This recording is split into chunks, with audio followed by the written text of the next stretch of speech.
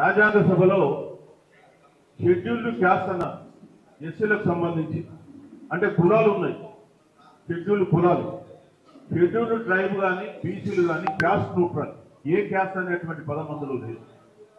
So ఎవరు బీసీలని గుర్తించడానికి article 340 ద్వారా ఒక కమిషన్ గుర్తించాలని రాజ్యాంగం చెప్తే 1951 వరకు కూడా దాని గురించి నెహ్రూ ఆలోచించారు. 1951లో అంబేద్కర్ గారు గట్టిగా ఆయన నిలదీసిండు. ఆయన రాజీనామా లెటర్లో నెహ్రూ గారికి రాజీనామా పెట్టాడు. వేరే ఇష్యూలు కూడా మెన్షన్ చేస్తూ అందులో రెండో అంశం బీసీలకు సంబంధించి నేను కమిషన్ ఏమని ఎన్నో రోజుల నుంచి కోరుతున్నా, మీరు ఇప్పటివరకు కమిషన్ వేయలేదని చెప్పేసి అందులో రెండో అంశం రాశాడు. ఆ ప్రెషర్కు 1953లో జవహర్లాల్ నెహ్రూ గారు కాకా కాలేకర్ కమిషన్ పెట్టారు. ఆయన గాంధీ శిష్యుడు, బ్రాహ్మణుడు, మహారాష్ట్రీయుడు, పూణే. సరే ఓకే, ఆయన దేశమంతా తిరిగిండు. 2399 కులాలను బ్యాక్వర్డ్ కులాలుగా గుర్తించి వాటికి విద్యా ఉద్యోగాలలో రిజర్వేషన్ రికమెండ్ చేసిండు. యాక్చువల్గా ఆయన 50% రికమెండ్ చేసిండు. అయితే నెహ్రూ గారు మీరు కులాల ఆధారంగా ఇంకా మళ్ళీ బ్యాక్వర్డ్నెస్ ఎట్లా గుర్తిస్తారు, ఇది గుర్తించడానికి వీలు లేదని చెప్పి 1961లో దాన్ని పార్లమెంట్లో పెట్టగానే కొట్టేసాడు. దాన్ని రిజెక్ట్ చేసి పాడేశాడు. రిజెక్ట్ చేసి పాడేస్తూ ఒక లెటర్ పెట్టిండు రాష్ట్రాలకు, బీసీలకు సంబంధించిన సమస్య కేంద్రం చూసుకోదు, కేవలం రాష్ట్రాలే మీరు చూసుకోవాలని చెప్పి వదిలేశారు. ఆ తర్వాత ఏ రాష్ట్రం ఆ రాష్ట్రం కష్టపడి మన దగ్గర శివశంకర్ గారు పుణ్యమాని అనేకమైన కమిషన్లు వేసిండు. లాస్ట్కు అనంతరామన్ కమిషన్ గారు 1971లో మనకు ఈ 25% రిజర్వేషన్ జీవో 1793 ఇట్లా ఇచ్చిందో లేదో నెక్స్ట్ డేనే ఒక నెల రోజుల్లోనే హైకోర్టు కొట్టేసింది. ఇది రాజ్యాంగ విరుద్ధం, కులాల ఆధారంగా మీరు బీసీలను ఇట్లా గుర్తిస్తారు.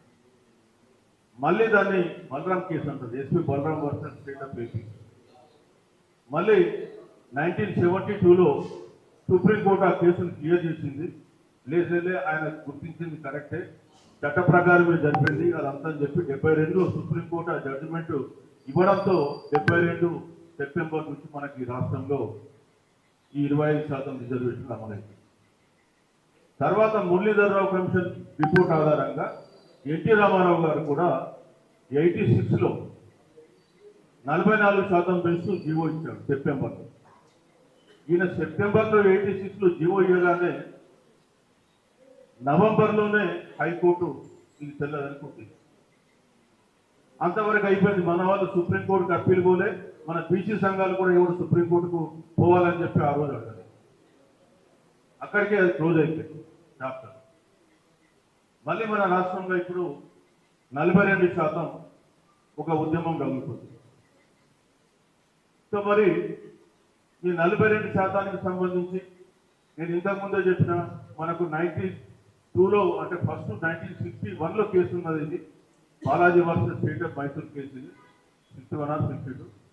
ఆ పక్కన పెట్టేస్తే మళ్ళీ 93లో ఈ మండల్ కమిషన్ రిపోర్ట్ వచ్చినప్పుడు 1990లో మండల్ కమిషన్ రిపోర్ట్ అమల్లోకి రాగానే మళ్ళీ ఈ జర్నలిస్టు ఇందిరా సహాని అని ఒక ఆమె బ్రాహ్మణ్ జర్నలిస్టు, ఆమె సుప్రీంకోర్టుకి వెళ్ళడం, సుప్రీంకోర్టు స్టే అనడం జరిగింది.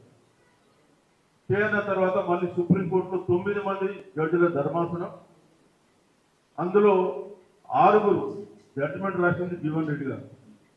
6 కూడా ఈ మండల్ కమిషన్ అనేది అబ్జల్యూట్లీ కరెక్ట్ కమిషన్. వాళ్ళు చాలా సైంటిఫిక్గా స్టడీ చేసి కులాలను గుర్తించిండు. వాళ్ళ క్రైటీరియా కూడా బ్యాక్వర్డ్ క్లాసెస్ను గుర్తించే క్రైటీరియా కూడా 100% ఆమోదయోగ్యమైందని చెప్పారు. సో ఆ క్రెడిట్ మండల్కు పోతుంది. ఇవాళ మనం మండల్ డే కాబట్టి వారిని గుర్తించుకోవడం, ఎందుకంటే కమిషన్ ఇస్తున్నారు ఏదో రిపోర్ట్ ఇవ్వడం కాదు, అది జ్యుడిషియల్ స్క్రూటినీ కూడా తట్టుకొని నిలబడ్డది.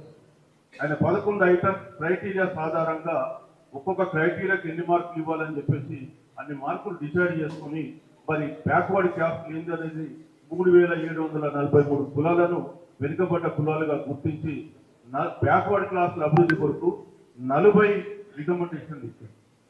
ఆ 40 రికమెండేషన్లలో ఒక రికమెండేషన్ ఉద్యోగాలలో రిజర్వేషన్. అదేవిధంగా విద్యలో రిజర్వేషన్ 2. ఆయన యాక్చువల్గా అనేకమైన రికమెండేషన్స్, ఆర్థికపరమైన రికమెండేషన్, భూ పంపిణీ రికమెండేషన్, ప్రైవేట్ దాంట్లో రిజర్వేషన్స్ ఉండాలనే రికమెండేషన్, రాజకీయ రంగంలో కూడా రిజర్వేషన్స్ ఉండాలనే రికమెండేషన్, అవన్నీ కూడా రికమెండ్ చేశారు. ఆ 40లో కేవలం ఇప్పటికీ ఒక 4-5 రికమెండేషన్లకు మించి ఇంకా మిగతా రికమెండేషన్లు అమల్లోకి రాలేదు. సో బీసీ సమాజము మరి ఎందుకు ఇంత చైతన్య రహితంగా ఉంది అనేటువంటి ప్రశ్న ఒకతను నేను మొన్న వీడియో అంటే మన రేడియోలో ప్రసంగించినప్పుడు, వెబినార్లో ప్రసంగించినప్పుడు అడగడం జరిగింది. సో ఇక్కడ మనం కొన్ని ప్రశ్నలకు ఆన్సర్లు కూడా కనుక్కుంటాం. 42% సంబంధించింది కూడా నేను లాస్ట్లో చెప్తాను ఎట్లా సాధించుకుందామని. సో బీసీ సమాజం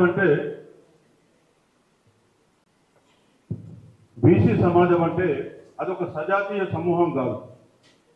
ఇవాళ షెడ్యూల్డ్ క్యాస్ట్లు అంటే గతంలో వాళ్ళందరూ కూడా అంటరానితనం అనుభవించి ఉంటారు కాబట్టి వాళ్ళలో ఐక్యత అనేది వచ్చింది. షెడ్యూల్డ్ ట్రైబ్స్ అంటే వాళ్ళకంటే ఒక ప్రత్యేకమైన డైలెక్టు, ప్రత్యేకమైన నివసించే ప్రాంతం ఉంటుంది కాబట్టి షెడ్యూల్డ్ ట్రైబ్స్ వచ్చింది. కానీ బీసీలు అనే వారికి ఏమైందంటే అనేక కులాల సమాహారం అయ్యేవరకే ఇందులో వ్యవసాయ ఉత్పత్తి కులాలు ఉన్నాయి, వ్యవసాయంలో సేవలు చేసే కులాలు ఉన్నాయి, అంటే కూలీలుగా ఉండే కులాలు, వృత్తి కులాలు ఉన్నాయి, అదేవిధంగా సేవా కులాలు ఉన్నాయి, ఆశ్రిత కులాలు ఉన్నాయి.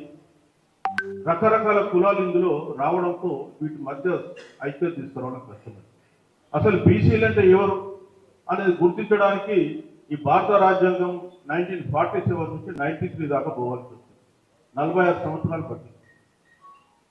కాబట్టి బీసీలు రిలేటివ్గా మొన్న గుర్తించబడ్డ జాతులు. తర్వాత ఇందులో అనేక కొత్త కులాలు వచ్చి కూడా చేరుతున్నాయి. కాబట్టి ఈ బీసీల మధ్య ఐక్యత తీసుకురావడానికి కొంత కష్టమైంది. ఇప్పుడిప్పుడే బీసీలలో మేము బీసీ అనేటువంటి సోయి వస్తుంది. ఈ రోజు కూడా గ్రామాలకు పోయి నువ్వు పనిచేసుకునే వాళ్ళని అడిగితే మీరు బీసీ అంటే నాకే బీసీ అంటే జలవ బిడ్డ, నా కులం మీద అని చెప్తాడు. కులం అంటే చెప్తాడు కానీ బీసీ అంటే చెప్పాడు. సో అది ఉన్నటువంటి ఇప్పుడున్న పరిస్థితి. అందుకనే